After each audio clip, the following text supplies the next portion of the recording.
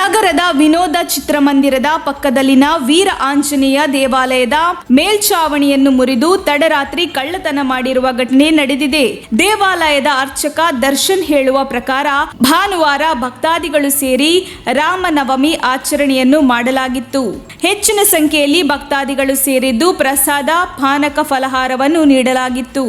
ಇಂದು ಬೆಳಿಗ್ಗೆ ಪೂಜೆಗೆ ಬಂದಾಗ ದೇವಸ್ಥಾನದ ಮೇಲ್ಛಾವಣಿಯನ್ನು ಒಡೆದು ಕಳ್ಳರು ಹುಂಡಿಯನ್ನು ತೆಗೆದುಕೊಂಡು ಹೋಗಿದ್ದಾರೆ. ಹುಂಡಿ ಬಿಟ್ಟರೆ ಬೇರೆ ಯಾವುದೇ ಬೆಲೆ ಬಾಳುವ ಆಭರಣಗಳು ದೇವಸ್ಥಾನದಲ್ಲಿರಲಿಲ್ಲ.